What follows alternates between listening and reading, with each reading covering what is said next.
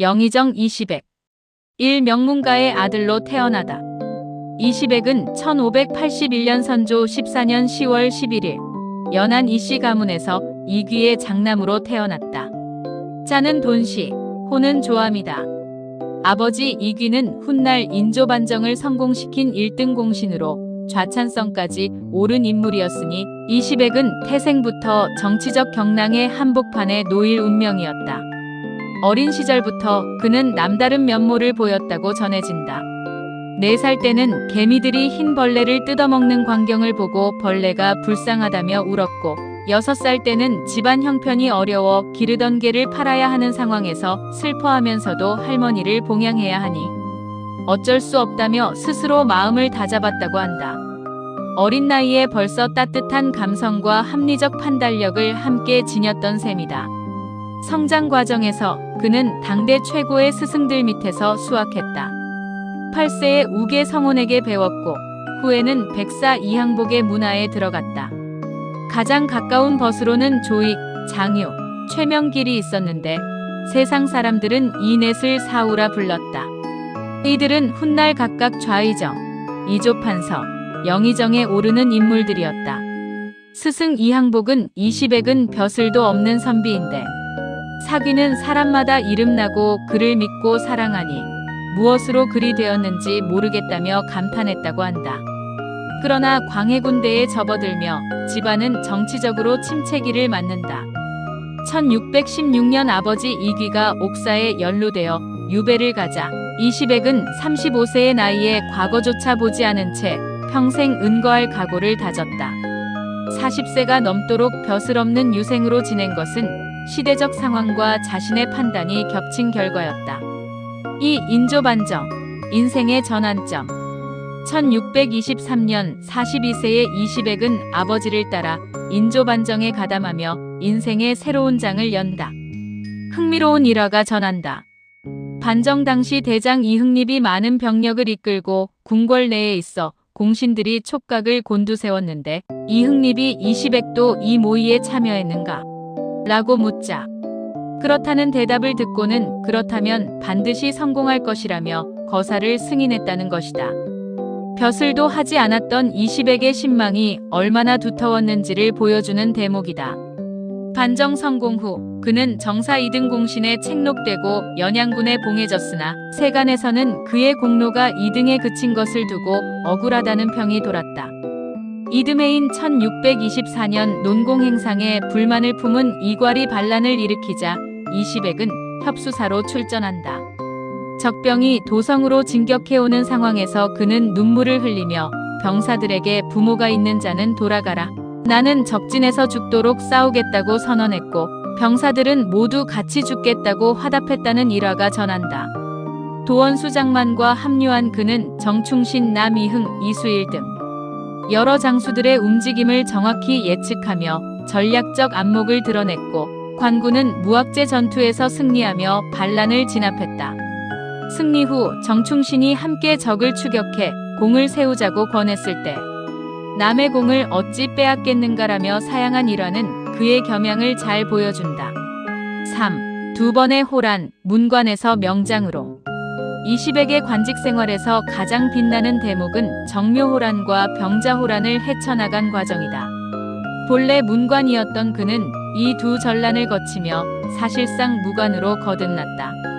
1627년 정묘호란 당시 수원 방어사로 있던 그는 평소 엄정한 군율과 신속한 동원 체계를 갖춰두었던 덕에 호란 소식을 듣자마자 밤낮으로 행군해 다른 부대보다 훨씬 앞서 동작나루에 도착했다.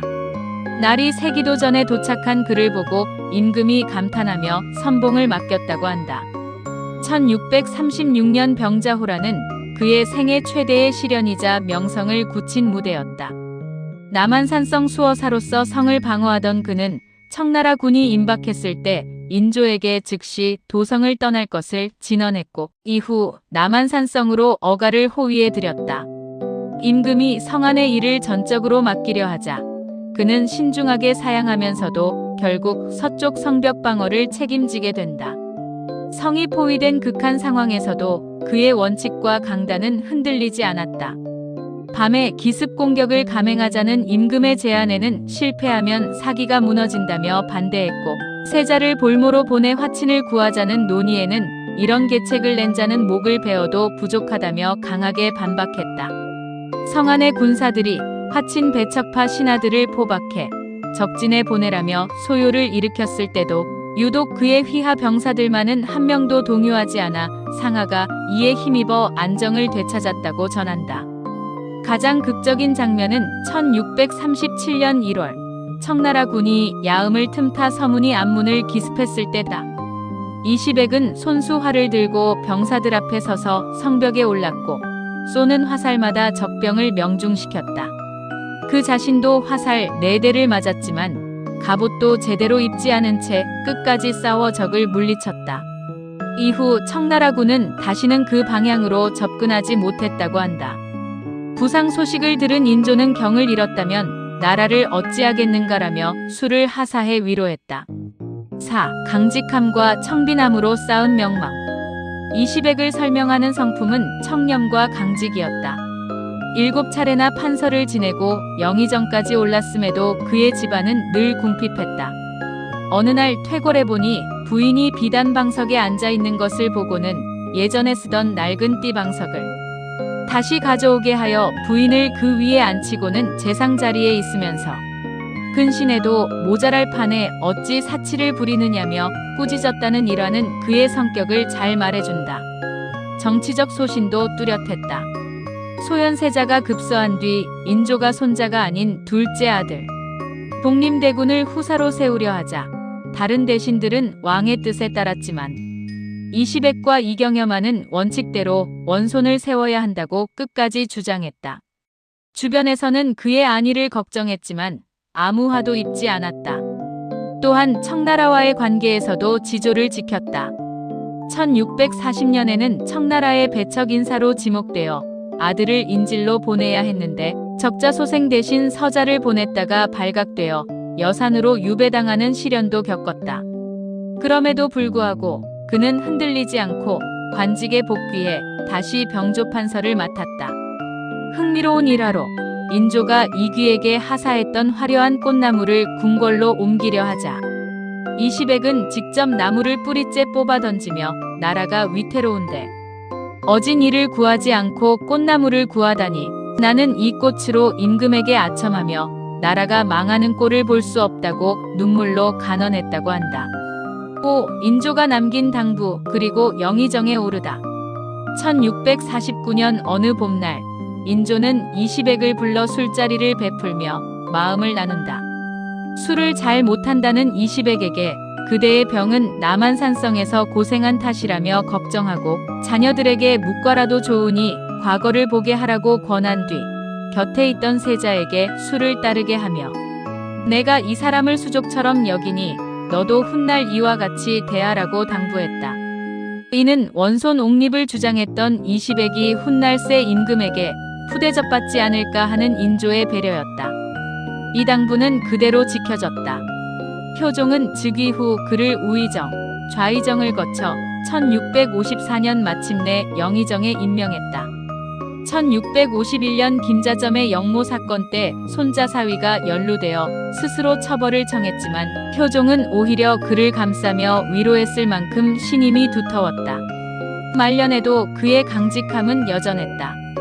효종이 승하한 뒤 능자리를 두고 윤선도가 수원을 추천하자 이시백은 수원은 사통팔달의 요지라 훗날 반드시 우환이 된다며 눈물로 5차례나 상소에 반대했고 결국 건얻는 곁으로 능지가 정해졌다. 6. 죽음과 후세의 평가. 1660년 현종 1년 5월 2일 80세의 나이로 이시백은 세상을 떠났다. 병중에도 그가 남긴 말은 온통 나란 일에 대한 걱정뿐이었고 임종 직전 아들에게 구술한 유언 상소는 끝을 맺지 못한 채 숨이 끊어졌다. 그 상소에는 형벌을 신중히 하고 죄인을 잡았다 하더라도 통쾌히 여기지 말고 더 신중하게 살피시라는 당부가 담겨 있었다. 이 소식에 벼슬아치부터 저작거리의 백성까지 모두 어진 정승이 죽었다며 눈물을 흘렸다고 한다. 흥미롭게도 그에 대한 역사적 평가는 당색에 따라 엇갈린다. 현종실록은 그가 별다른 재능도 업적도 없었으나 청백하고 근신한 절이 많은 당대 재상들이 따를 수 없었다면서도 송시열 송중기를 지나치게 추켜 세우고 능지 선정에서 송시열의 입장을 대변한 점을 흠으로 지적했다.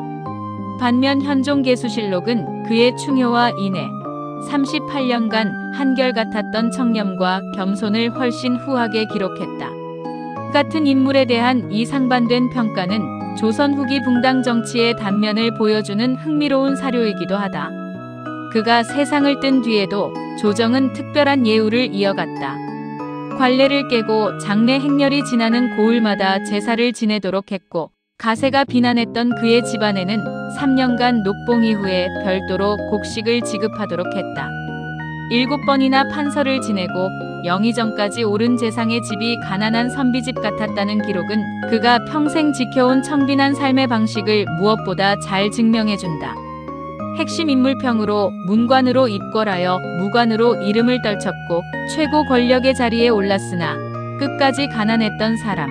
20액의 일생은 능력과 원칙 그리고 청렴이 어떻게 한 인간의 평판을 만드는지 보여주는 조선시대의 대표적 사례라 할 만하다.